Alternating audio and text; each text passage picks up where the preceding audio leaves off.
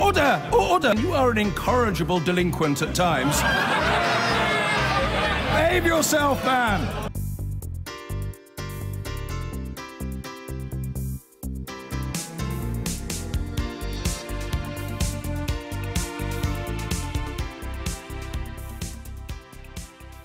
And President Trump has denied doing anything wrong following claims a conversation was taped of him discussing payments to a former Playboy model in the months leading up to the 2016 presidential election. The recording was reportedly seized during a raid by the FBI on the offices of his former lawyer, Michael Cohen, earlier this year.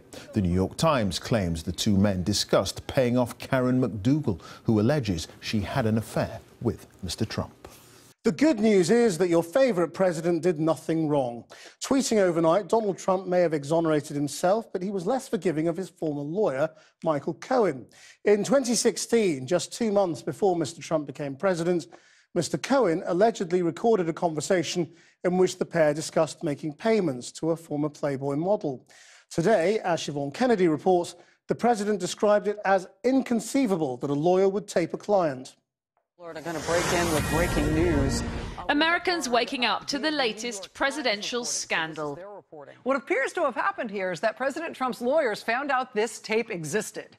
This time, allegations in U.S. newspapers that Donald Trump's former lawyer, Michael Cohen, secretly recorded a conversation between himself and Mr. Trump discussing payments for a Playboy model.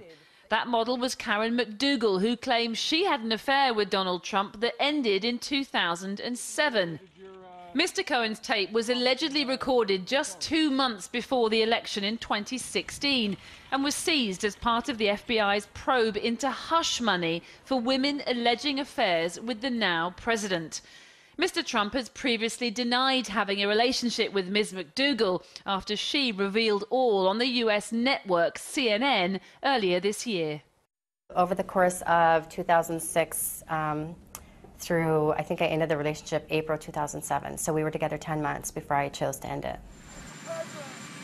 The president held his silence again last night as he boarded a helicopter for yet another golfing weekend away from the US Capitol. Ms. McDougal met Donald Trump in 2006 at an apprentice TV party Trump hosted at Playboy Mansions.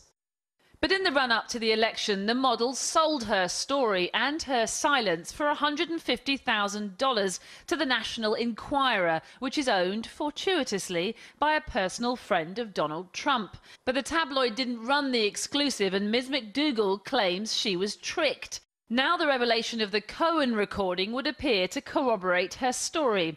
Then up pops Rudy Giuliani, Mr. Trump's personal lawyer, who yesterday told the New York Times Trump and Cohen had discussed money on the tape, but said the payment was never made and anyway was for the Enquirer to buy the rights of the story, not for Ms. McDougal herself. All proof, Giuliani says, that the president had acted above board and had nothing to hide. Giuliani, don't forget, was the man who also upturned the president's claim that he had never made a payment to Stormy Daniels. Hi, everyone. The adult film star who claims she had an affair with Trump 10 years ago, an affair he also denies. They can't even believe it. All this, of course, not just salacious gossip about the antics of a larger-than-life president. The FBI's investigation could yet conclude the hush money potentially violated election law.